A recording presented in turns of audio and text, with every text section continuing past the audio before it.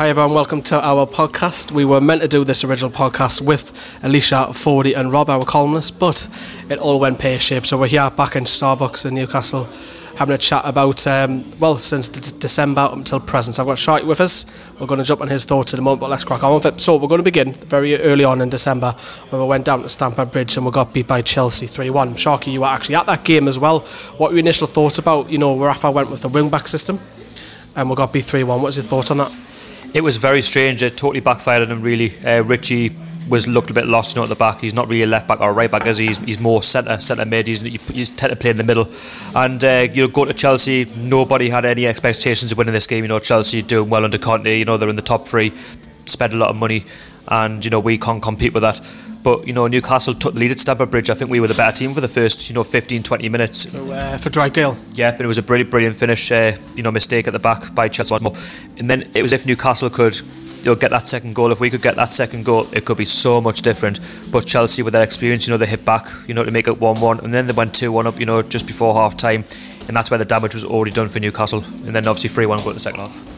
What do you make of the wing-back system that Rafa went out with? Because Matt Ritchie left wing-back, he struggled twice and he was at fault for the penalty, and also it was he could be a chance on Bemba when the Morata headed in from inside the 6-yard box, Ritchie not heading away. What do you make of that system? Because we've never seen it at all, ever. I don't think we've ever seen it, we've seen it in the FA Cup last season, but apart from that we've never seen it by Rafa. Very, very strange. This is what I was saying. He's getting found out too much in that game. He's played up against really good opposition in the likes of Morata, Willian, Hazard, and he was getting found out time and time again. That's not because he's a bad player, because he's in a bad position. It's because he's playing against individual quality that Chelsea have, and we just couldn't cope. Do you think he was worried about the opposition because there's that much quality there? Well, that's it, because if Chelsea took the lead, it was how many goals it could have been 3, 4, 5, 6, and with the players that they've got, we financially can't compete with them. We've got a championship squad playing in the Premier League, and it was never going to be easy. Yes, we took the lead, like I say, but if we got that second game, the second goal, it could have been so much different. But nobody went to that game with any sort of expectation that we were going to win. If we got a draw, brilliant, but like you say, it's a bonus game for Newcastle. What was the atmosphere like down there? Newcastle fans were unbelievable. Chelsea, on the other hand, were very quiet, and that's what happens, when you get fed with a silver spoon. That's going to cause some controversy, but at the end of the day, we were loud. It was unbelievable, and you love the way it is with a tune, because we give so much support on the pitch, and the players, they did try, but in the end, in that second half, it was just a little bit too much. Yeah, disappointing, but these games, as I've said several times, are bonus games, and judging by your match experience on your own individual channel, it looked like a good atmosphere there. Now we're moving off that, we didn't expect anything from that game. Just a day or two later, you were around, actually, the studio around here, weren't you, Sharkey, when we were doing a few videos, and the FA Cup draw was also on that night, and we pulled out Luton. More on them later on in this podcast. We pulled out Luton. We were both over the moon about that draw. Yes, a League 2 opposition. We were all hoping, please, let's just get a top 6 team. Let's just go on a bit of a cup run. We got them at St James's Park, and it's funny enough to say that Luton got us because they just played Gateshead in the round before that, just down the road, and they beat them 5-0. And the hype of the Ollie and Elliot Lee coming up, the sons of Rob Lee, and there was so much riding on this game. And Luton Town flying in League 2, scoring loads of goals, top, and they've got a really good manager that's built a good team, and they're probably going to go up this season at the end of this current season. And I think we couldn't have asked for a better draw. Yeah, it was a great draw, especially at home as well. So shortly after that, we seen that Amanda Staveley was pictured by, I think it was a son who broke the story, and then she was pictured just outside of North London with Mike Ashley having a curry in a restaurant, as he do. And then obviously Mike Ashley's been on holiday ever since, and we're now coming towards mid-January. He's still on holiday. So Staveley met with Ashley. A lot of pictures, a lot of rumours. Everyone's saying it looks positive. The steps are going forward. What did you make of all of that? It's just speculation, isn't it, really? I mean, we only find out what goes on and what the media said. I mean, you can't read too much into it, because until it's concrete, until it's happened, there's not much you can say on it. I mean, anybody could just go for a curry these days, couldn't they? And you'll think something of it. Mike Ashley could come to the stadium on Saturday and think, that the club's going to get bought out. But at the end of the day, I mean, it was positive, but it's like anything. It's all pure speculation. I mean, you go back to the previous deals of the club getting sold, to maybe Vince McMahon, people like that. But you can't really read too much into it, because they're only media outlets on this. I mean, when I seen it, I was like, okay, it's promising, but then you've got to keep off Twitter in this kind of instance, because Twitter goes into frenzy. I think it's positive that they met, because we haven't really seen it in public. and he's met with how much was agreed and not agreed there. So at the moment, and even towards the end of this podcast, we still don't know the situation of the takeover, whether it's 90% done and we don't know if it's the relegation clause that they can't agree over. That's what the media are saying. So it's interesting to see them in public. We haven't seen them since, or we haven't seen her since, so we'll keep your eyes open for that. Right, moving on. So I may as well talk about this one, Sharky. So I went to watch it. It was freezing, the under-23s. They played bottom West Brom. Now, as you know, on this, as in Newcastle Fans TV Limited, we cover the under-23s more comprehensively than anyone else, as far as I'm concerned. Cal Roberts, so I think we got a double that night, and I remember just being freezing. Nice win for the under-23s. Sharky's laughing because he stayed at home, and we'll talk more about the under-23s. It was nice to see them win, and of course we'll talk about Peter Beardsley later on in the podcast as well. Right, okay, so the big one, the game that probably, and the club anyways, we're looking at most forward to, was the 125-year anniversary. We're seeing the signs across the Baltic, Millennium, the Central Station. Inside the ground was absolutely, just talk about them scenes, Sharky, about inside the ground was unreal, wasn't it? Unreal. It felt like the San Siro, just with the flags, everyone with their scarves, and the whole atmosphere. Everybody was G'd up, everyone was in really good spirits. It was a massive day for the football club, and to have Rafa Benitez as the manager anyway, he could just get the crowd in anyway. But that was a really special day for the football club. That we were united. We were, the 12th man on that day. And I was so proud to be a Newcastle fan. The atmosphere inside, outside the ground. The little TV screens, showing you back in the day. Go way back to the 90s, and just to give the younger generation an idea of what the club have won and where they've been and with the divisions that they've been through and where they've come from. You can't remember your past and where Newcastle have come from. And there was things going on. Not only the East End or the South or whatever it was, everyone was involved, and it was really nice to see. Everyone get amongst that and everyone be. Happy about it all, and it was just iconic. It was like a European atmosphere. It really, really was. And as a Newcastle fan, I would agree with you. That was like a proud moment. But right, so the Leicester game itself, then, Shorty. The fight was there, but defensively, I can remember Hoslow scoring. Newcastle ended up getting beat 3-2, and I can just remember the thing that pictures me is obviously, I think Darlow should have done a lot better with Mahrez's shot. People saying it's a great goal, but I'll let you have your say in a minute. But the one thing that stands out for me is that last goal where Manquillo's like left wing. We've got like a two-man defence. Perez is panicking because he's running back because Perez was playing left wing. Benitez brought him on to play left wing, and it was an own goal by Perez trying to get back and help out, but at least he was making a gut to try and get back. I know he's at fault, but Kieran Clark's positions are all over the place, and there's a lot of things you might say, yes, Newcastle were much better than what they have been in previous weeks, but it's just, you wanted a result for that 125-year anniversary, didn't you? Well, it was the same old Newcastle. You take the leads, and then you play well for about 10-15 minutes, and then we'll slow down and we'll let Leicester back into the game. Don't get us wrong, the goals were really decent goals, apart from the one that you mentioned, with Mahrez. Don't get us wrong, it was a great hit, but Darlow's got to do better. He's got to at least do something with that shot, and it might be a totally different game.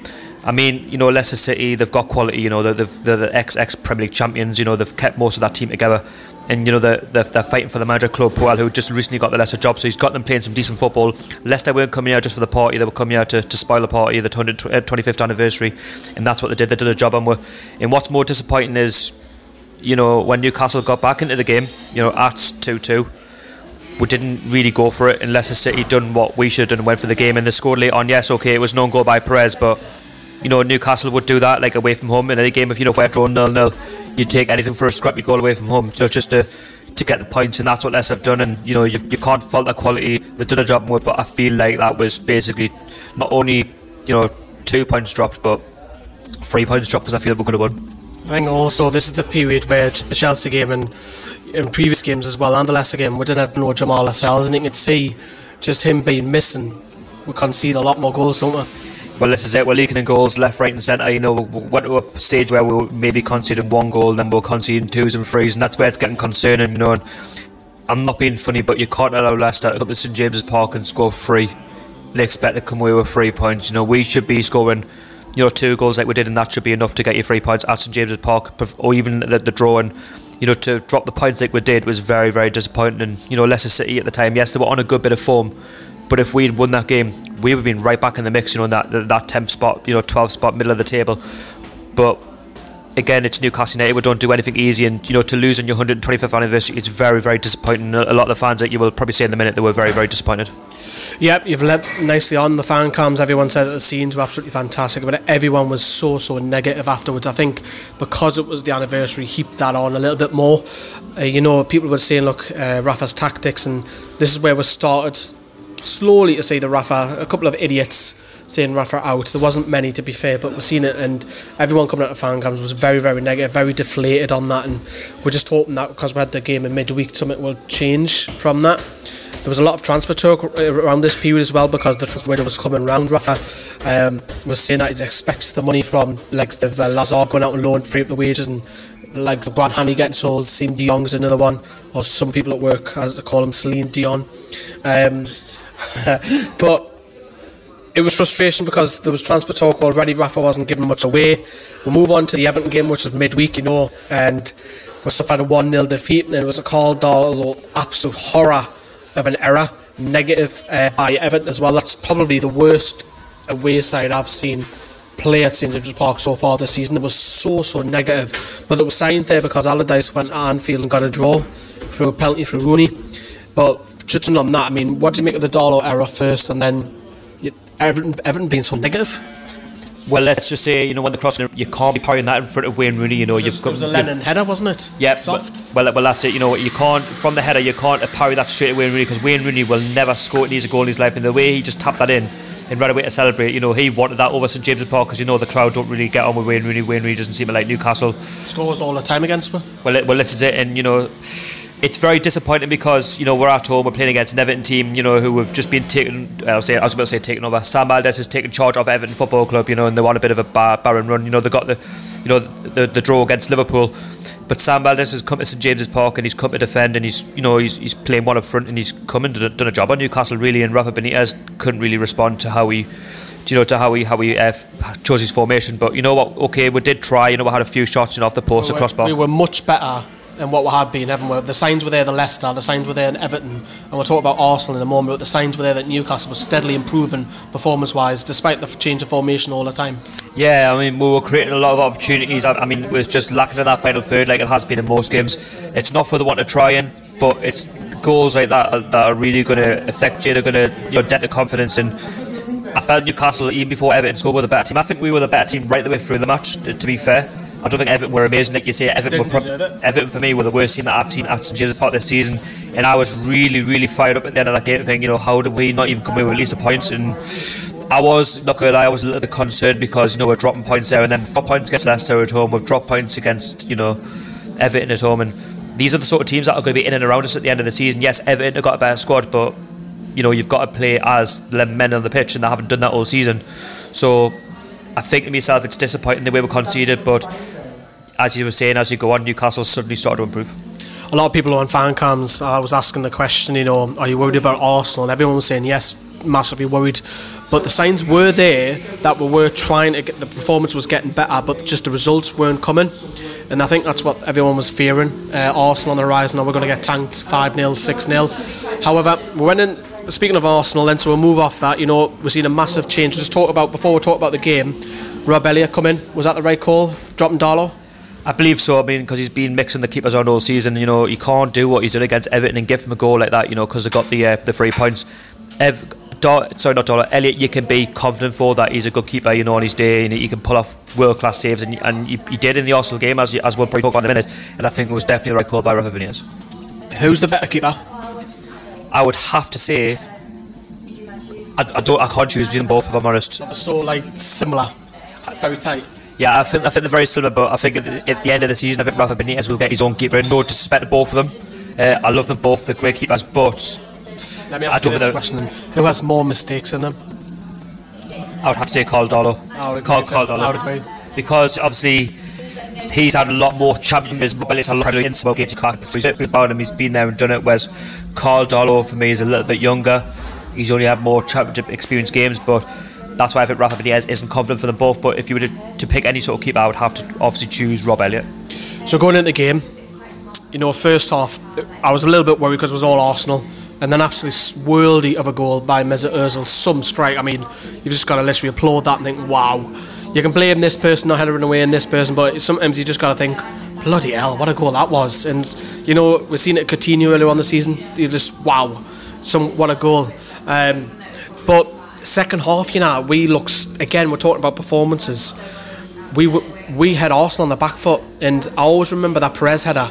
It always stands out for me when he puts it wide. I remember Hoslu having when he come on, the shot deflected. It was Gale was one of the two who came on later on, but we played the two up top, and Arsenal were really, really worried with it. Well, they were rattled in that second half because, you know, you look at Arsenal and you think, you know, that if Arsenal had been playing against a better team, they would have lost that game on Saturday at the Emirates. And I think Newcastle, you know, fair play, but came out of them. But like I keep saying, we're lacking that final third. You know, if that Perez goal it went in, you know, what you got to realise is, yeah, Arsenal, you know, they're very flat at the Emirates and stuff, but they've got a quality team, haven't they? They've got individual players that can make something happen.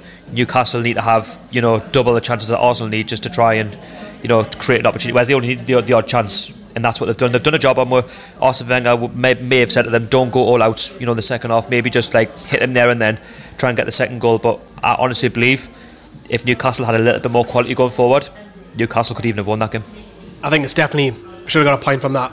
So that's probably what you're talking, because I think we didn't deserve to get beat off Everton. There's an extra 2 points there.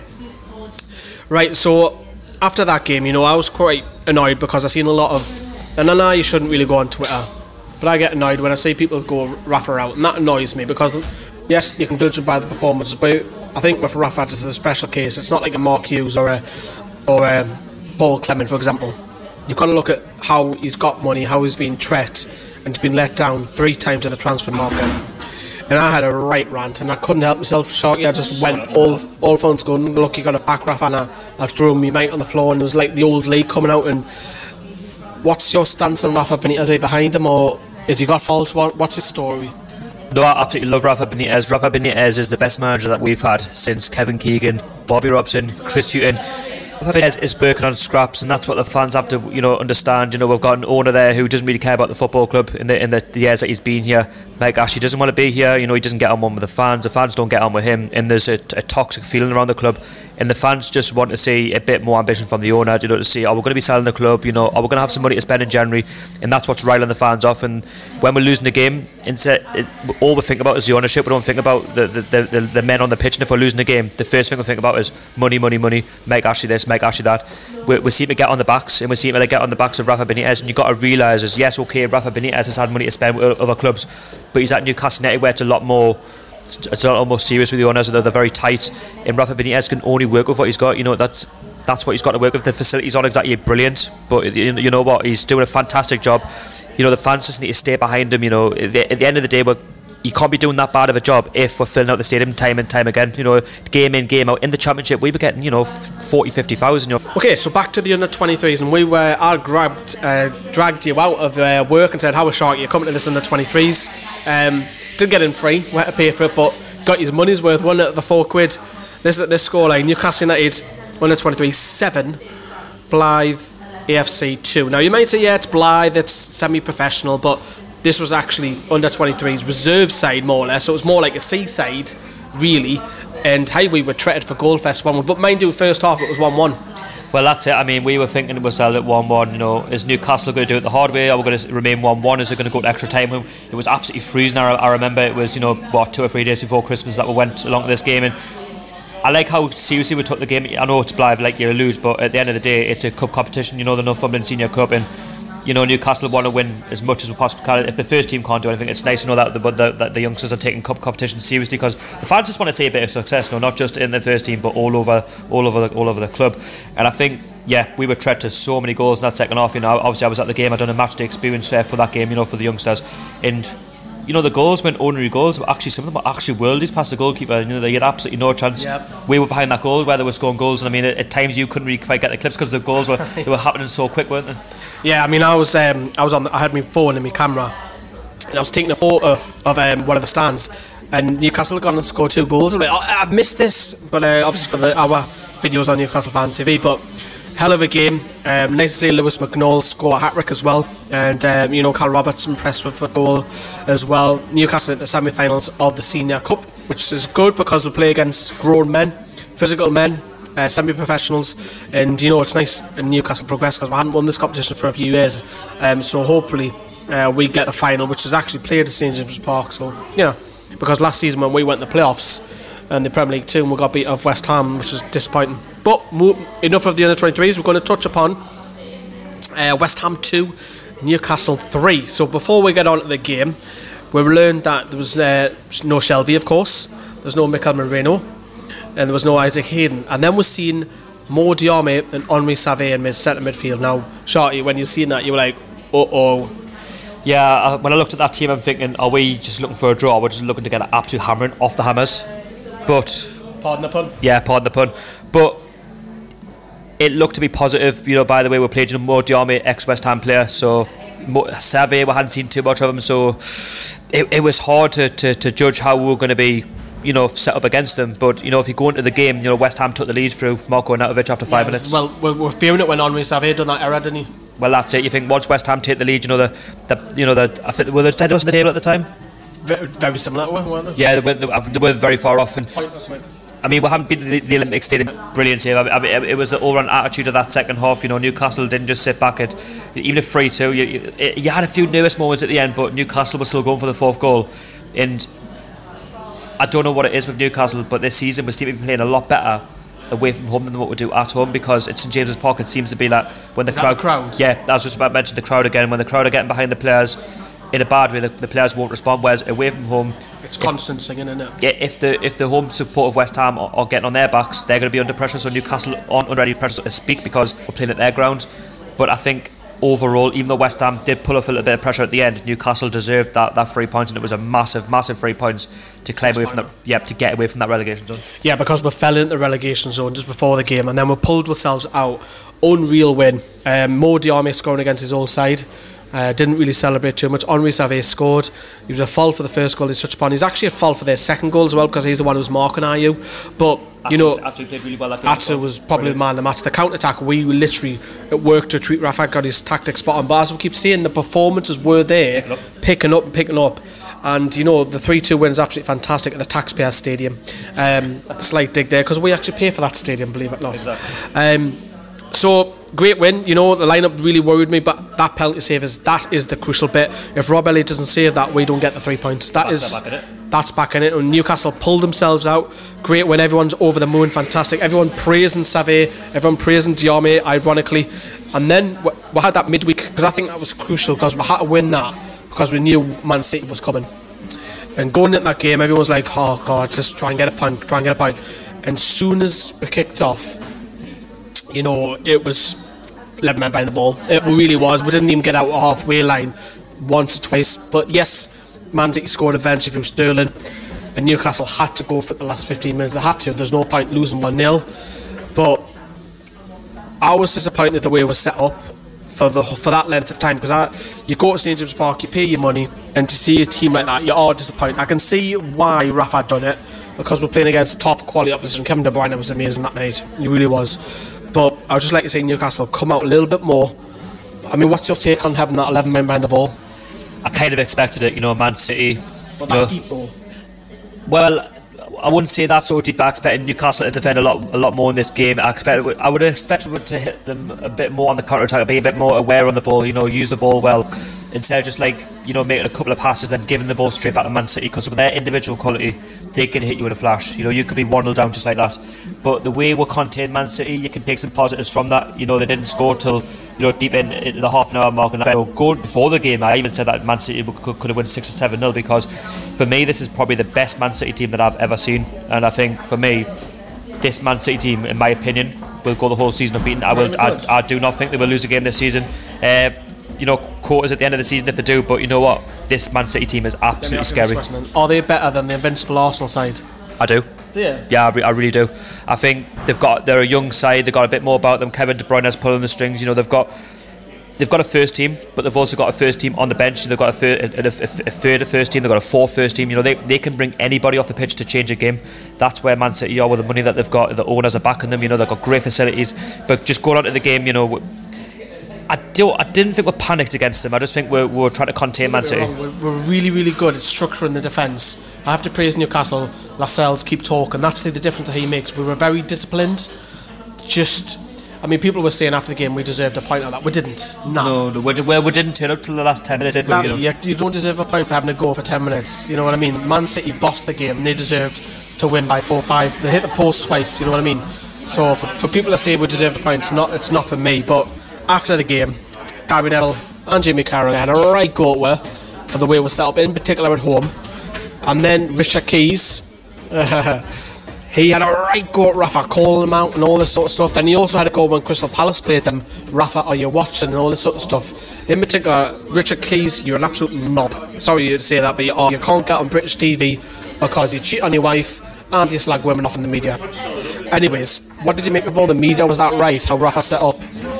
Well, yes, I think, you can't please everybody all the time. We're playing Manchester City, you've got to be realistic. If we're playing someone like, say, for example, Bournemouth, who we've played in the past, who really we should have been beaten, yeah, we should be going for it. But when you're playing the top 6 teams with the individual quality that they've got, it's never ever going to be easy just to boss the game, because of the quality that they've got going forward. You look at Aguero. I mean, he wasn't exactly on his game, but if you got Aguero on his game, he could have scored 2 or 3 at St James's Park, that night. And I think as fans, I know it sounds stupid to say so, but we've got to be grateful that we only lost 1-0 to Manchester City, because that scoreline could have been a goal difference as well. It could have been a lot worse than it could have been.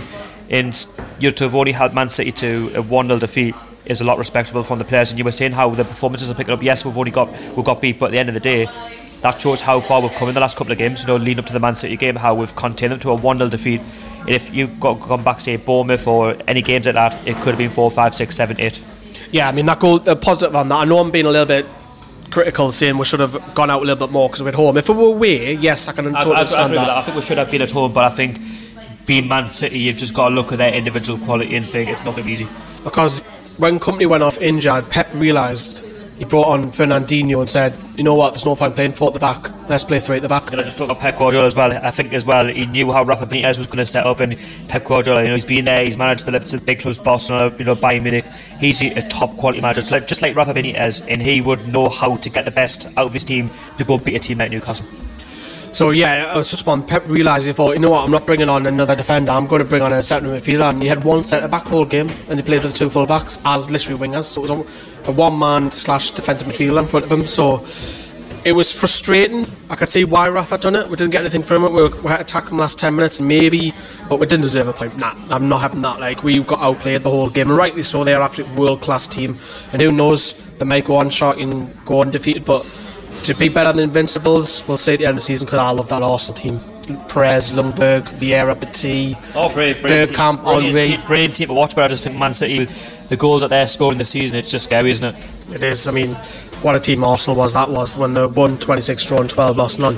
Right, so again with a game, because obviously the games were coming thick and fast in the December, this was really disappointing. Brighton, this was the only game you weren't at, wasn't it? And you picked the right game, because it was poor from both sides.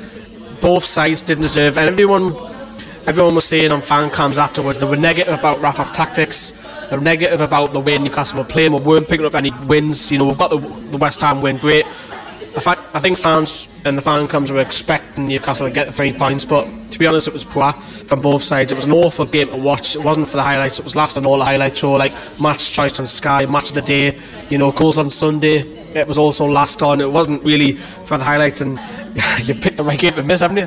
Well, let's just say I was at work for that game. That was absolutely dire. That's probably one of the worst home performances I've seen all season. That was 2 promoted teams coming up against each other. Newcastle, more than anything, scared to lose the game. Brighton have come up and got a point. Tris Houghton, ex-Newcastle manager, he's done a job on Rafa again. And the only excuse that you can give the players is that they would have been tired of for all the effort that they're putting against Manchester City. That's the only sort of thing I'd go against them. But at the end of the day, really, we're at home. We need points against the likes of Brighton, because they're going to be in and around us towards the end of the season when it comes to battling against that relegation zone. And if I could take one positive, okay, it's 2 points drop, but we've picked up a point, and that point could mean the difference between staying up and going down. Yeah, before the game you'd say 2 points dropped. Probably after the game you'd probably say point deserves it. I don't think Newcastle deserved the extra 2 points. Look, it's a point on the board. Brighton will absolutely delighted. They're not scoring many goals, but they were 13th, 14th by the time they played. Keeper was on form as well, wasn't he? The keeper. Well, he didn't have much to do. We had 3 chances. and 2 of them were worldies, and he's done really well. Matty Ryan, you can see why he's trying to keep Tim Krul out. I just want to touch upon Tim Krul as well. Got a great reception at half time. It was nice to see Ola Gallagher. I was joining in, give him a nice round of applause as well, and Chris Hughton also nice to come back as well, doing a fab job for us as well. So moving on from a negative into a positive now. About 5 weeks ago, Lee Sharkey, she wanted to come to Stoke away. So I went to Stoke away on New Year's Day. That means I can't go out on the piss. On New Year's Eve I went, go on then. So I thought, I was saying to you, Sharky, I'm going to bring some cans. So I got my cans, and I thought I was dreading the taxi fee going in. I was thinking, this is going to cost me a bomb, but it didn't. It only cost us 12 quid. I'm only gone 5 mile into the city centre, and we all met up at everyone's a bit sleepy. I think at least I only had 2 hours kip. I don't think you had many. I had loads, mind. I had about 10 hours. I slept all night. 6 hours. I missed you, yeah. I was buzzing me because I came in from work and went to sleep. Then we all met up, went down on the coach. The coach was fairly quiet, I'd say. But early in the morning, wasn't it? And then we stopped at Burton, didn't we, when everyone was in good spirits, and you wanted to stop at Burton. I'm going to let you explain that. Why do you want to stop at Burton? Right, the reason behind the Burton Albion stop off was because basically where we stopped off at a pub, it was a pub hotel.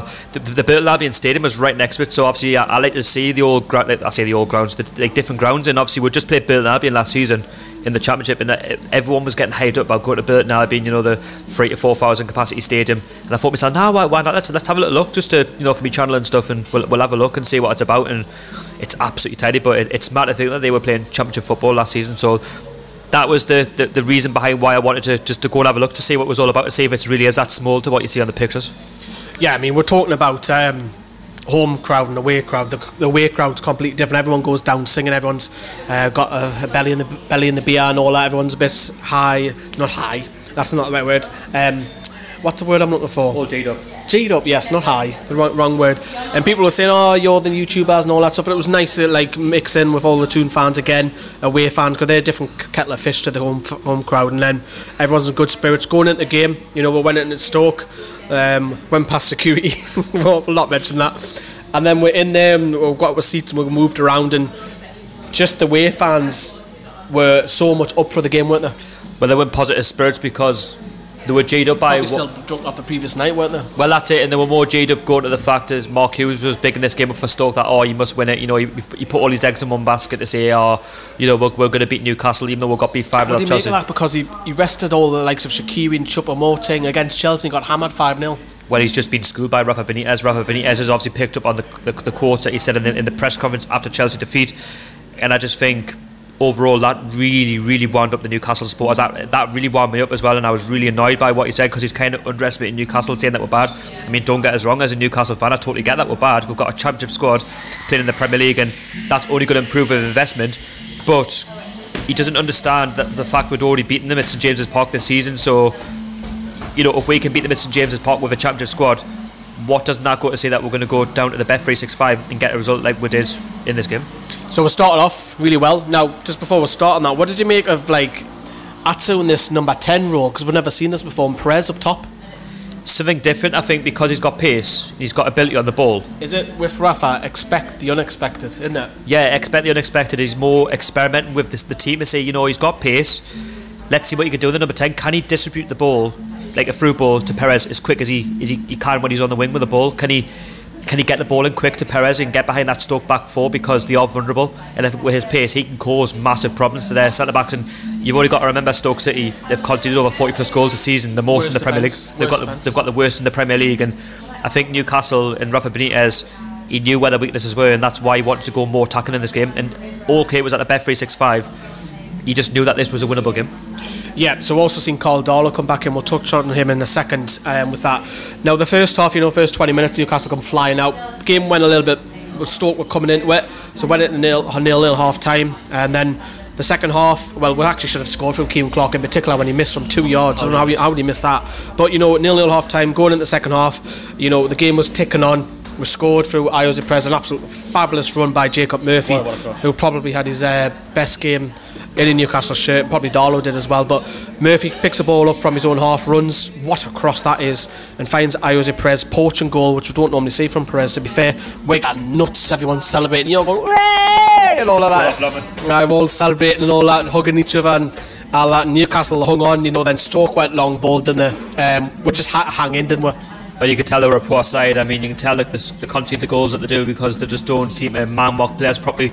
And that was a great ball by by Murphy to even pick out Jose Perez from that angle. The way the ball just curled. He'd be out of breath, wouldn't he? And he gave Jack Butland absolutely no chance. And that's basically a spanner in the works for Mark Hughes to say that was the day he was going to get sacked. I just remember that whole experience of being down there. It was a wet, rainy afternoon. It was gloomy, and you could tell that the dark clouds were over Stoke City and Mark Hughes at the final of the chapter. When we were singing, "You're getting sacked in the morning." Yeah, sacked in the morning. You could just tell it was a dark day for Stoke City fans, the club in general. And to be fair, we've had those sort of days. We've had dark days, like especially under Steve McLaren and Bournemouth, so we know exactly how they feel. And I just think if there's only one negative I'll say for that second half, and I don't want to be negative, but a lot of fans will pick up on it. We should have scored a lot more goals before we scored, and even when we did score, we should have scored a few minutes after that. But it was just a brilliant performance by Newcastle, very spirited, and that's, you were saying that all the previous games we've picked up, and I think Darlow had a great end of game. Darlow was absolutely fantastic. I mean, he's had his critics from the errors that he's done in the previous month. He was fabulous. Mankio. Yeah, Mankio as well. Probably is. I mean, Shaqiri was subbed off after 56 minutes. He was getting berated by the fans, wasn't he? And then he dealt with Chuth as well. And Lascelles was great. Clark was great. Perez scoring a goal. Murphy's probably his best game. A lot of positives from there, wasn't there? Yes. The distribution was probably the best, not his best performance, but probably his best distribution performance as well. Yeah, the way that Diarmi was just picking up the books and all taking forward. You're playing against a team that's in and around you, and it was important that we got these 3 points. And when people look at that thinking, oh well, you only just beat Stoke 1-0.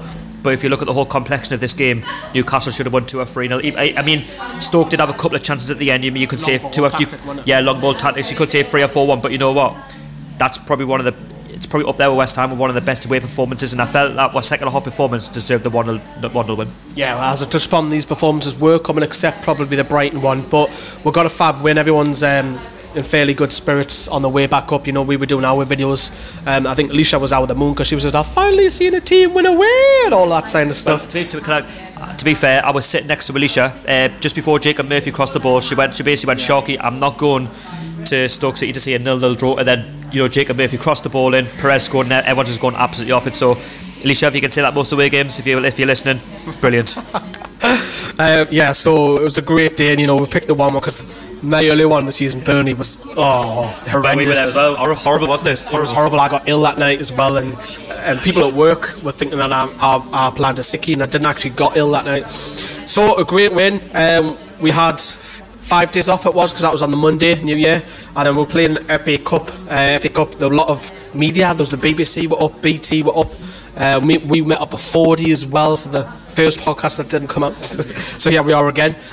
We made a day of it, didn't we? And we went, obviously, the game after the game, we went to play pool. There was the banana skin was there because Luton were absolutely flying in their league.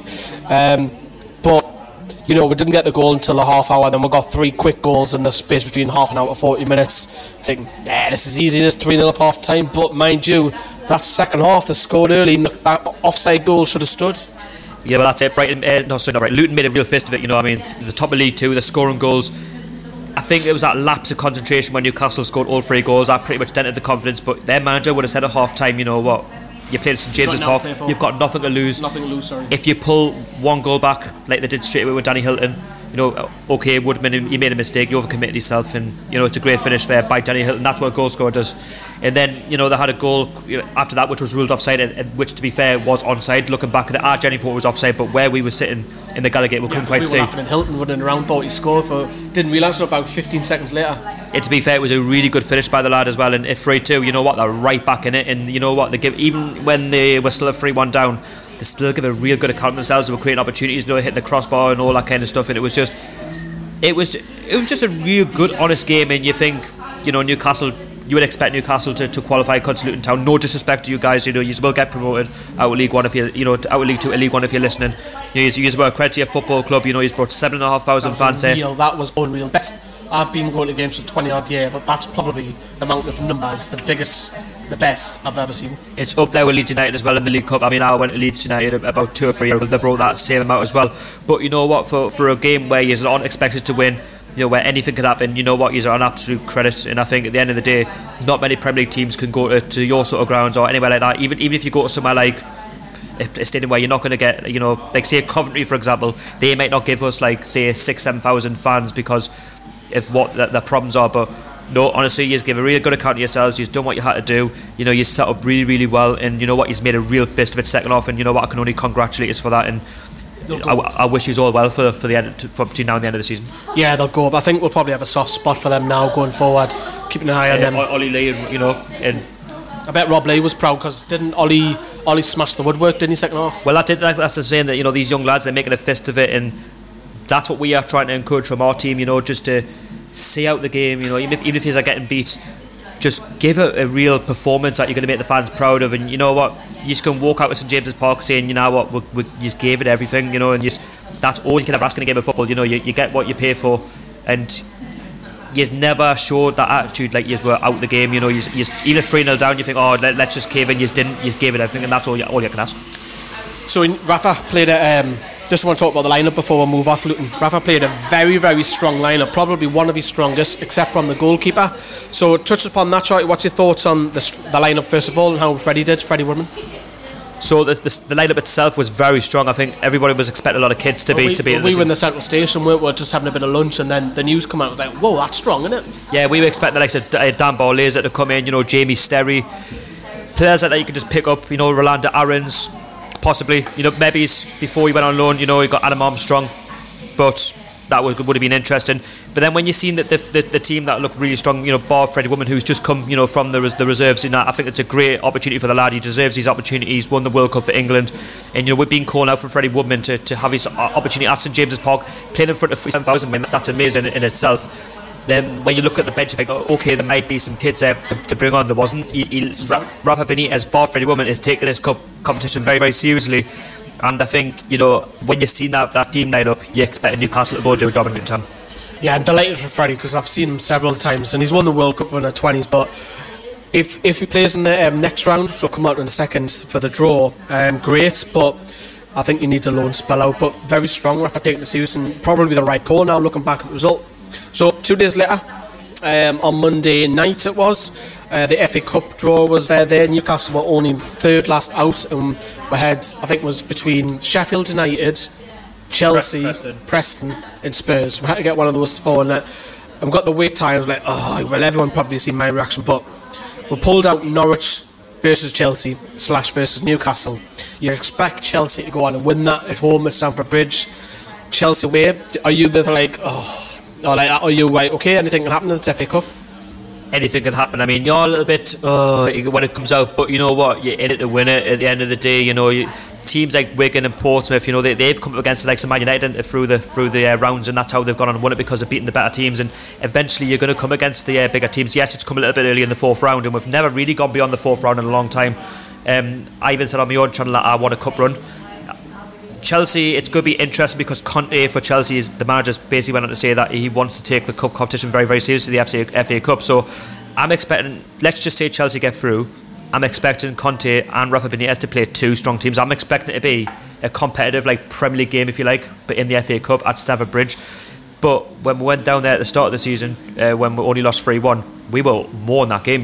We were really in that game. And I think if it is Chelsea, which you expect, I think we've got to attack. Because we've seen it, Chelsea and Man City is too defensive. And the thing is, we've beaten Chelsea in the past as well, but you can't underestimate Norwich at the end of the day as well. They got a respectable draw at Carrow Road. Chelsea were very, very poor at Norwich. It depends on what Conte does with his team, depending on how he's going to get a result against Norwich City. So they've got a lot of focus on between now and possibly next week. So I would like to see Norwich do it for the Championship, and even if we do get Norwich, that won't be easy. We can't underestimate Norwich because they're doing well in the Championship. They're picking up of late. But we all expect it'll be Chelsea and it'll be a tough game. But when Newcastle United, Rafa Benitez will not let them slacken off. You've just got to give it everything. And if we go out at Chelsea, as we're probably expecting, we can think, okay, if we go out, let's go out and attack them. Yeah, if you only lose maybe 1-0, 2-0, whatever, I'd rather go there and just give a really good, honest performance, and you can say, well, okay, we weren't expected to be Chelsea, but then at least we say we've made a real fist of it. That's all I care about as a Newcastle fan in the Cups. If we can, get in the fifth round, the quarterfinals, but even if we play like we're playing Chelsea, if we can make a real fist of it and get the draw and take it to St James's Park, because if it does go to St James's Park, anything can happen. But then again, if Norwich could do the spectacular. We seem to play Norwich every season. We could get Norwich at St James's Park if we somehow get a draw there as well, so it works. We're playing Norwich, and I've got fond memories of the 6-2 and the 4-3 as well. So the final subject is we're going to talk about the news that Peter Beardsley has been suspended from the club pending further investigation. Now, we do have to stress it is alleged, so everything we talk about is alleged here. Now, the story is, if you don't know already, that Yassin Ben Almani is alleged to have had he feels that he's been bullied by Peter Beardsley, but also this is again alleged that the media are saying that there's racist allegations when the players went to a training or academy activity centre where alleged that back players were on the monkey bars, and Peter Beardsley turned around and said, and I quote, "You lot should be good at this." Now, whether that's true or not, Sharky, do you think it's a right thing that Beardsley's been suspended pending further investigation, first of all? Well, yes, because it's alleged at the moment you can only talk about what's been said in the media, what's come out in the local press and whatnot. I think if he has said it, then if it's alleged, if he has said it, he deserves to be sacked, legend or not. At the end of the day, you can't be going around bullying or discriminating over footballers. Footballers are there to do their job. The only reason why it's come out as bad as it has, because if more than one player said something, then obviously the club are going to take it very, very seriously. And we take these things very, very seriously. And it's like anywhere, any workplace, just my way, or nobody deserves to be discriminated or to have had something said against them, because everybody's human at the end of the day. And I don't think, if he has said it, I don't think it's right to say that, but I can only comment on what's being said in the local media, and I can't stress to say any more, apart from we're just going to have to wait and see what more can be said on that issue. So we were going to go to the Middlesbrough game, which was held at Whitley Park on the Monday, but it was just postponed because of a frozen pitch. Now, if that did go ahead, do you think Beardsley would have been in charge of that? I don't think so. I think it would have been right just to...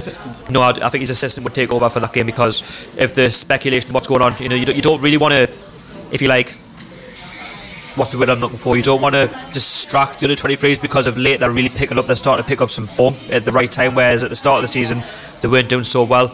And I think it's only right that the club suspend him, and for more speculation of what's happened. I think it's a hard one to say at the moment, because from what you've seen in the media, but it would have been right to have not let him take charge against Middlesbrough. Okay, so I'm going to get you some answers here, right?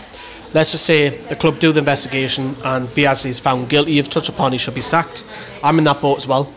You can't discriminate. If I'm at work, I work with black, white, Asian, African, all sorts of race and all sorts. If I was to do that, I would be sacked. Simple as that. If I spoke to a customer like that, I'd be sacked. If I spoke to you and you were black and I was white, I'd be sacked.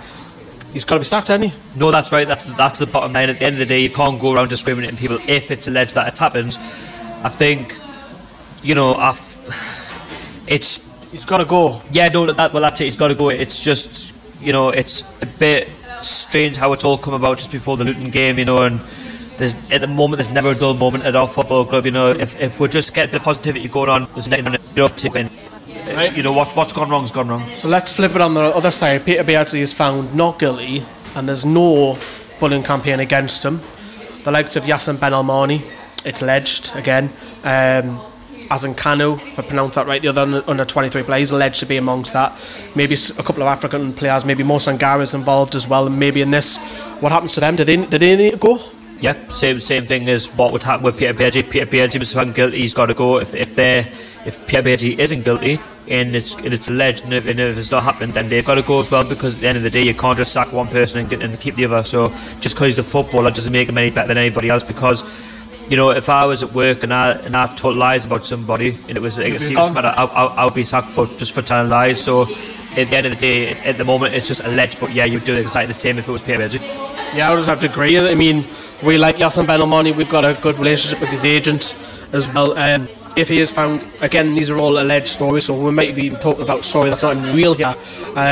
He'll have to go, unfortunately. I know his contract's running down, but I don't think, if he was found guilty, would the club sack him? Probably, I don't know. They might look into it a bit more. They might look into it a bit more to think, what's the details and stuff. And I think for the club's interest, they probably would do that, because look better. Yeah, I think you've got to do that. I think if it's going to put more misery on the football club, you've got to do that and look at it fresh, haven't you?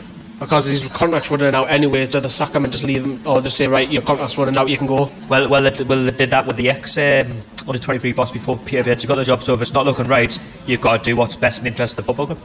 And then there's also the other players who've backed him as well. What are you doing there? So it's an interesting one. We'll be bringing you more on that story as well. Do keep an eye out for our social media. So that's it. That's our podcast. How do you find it? Yeah, it's brilliant. I mean, it's good just to talk about what and just reflect on what's happened over the last month. And, you know, the performances at the moment have been absolutely fantastic. May continue. You know, hopefully Rafa Benitez gets some money. If not, let's try and look at some loans. But, you know, if it doesn't happen, let's just get behind the lads. It's massively important. You know, we're coming towards the middle part, end of the season now, where the players will need you most. Yeah, so the next podcast will be towards deadline day, or just after, sorry, it'll be just after deadline day. And of course, that podcast will be carrying on from where we left off. So obviously, we've got Swansea onwards, and then it's probably going to be heavily talked about transfers, the lack of, or if we have got players in and out. We'll be talking all transfers at the very beginning of February as well, so do keep an eye out for that. I apologise to the guys, Fordy, Alicia and Rob as well, because the first podcast didn't come out as well as we expected, but this is on iTunes, it's on SoundCloud, it's on Podomatic, and of course it's on YouTube. If you're watching on YouTube, thanks for watching. See you later, bye bye.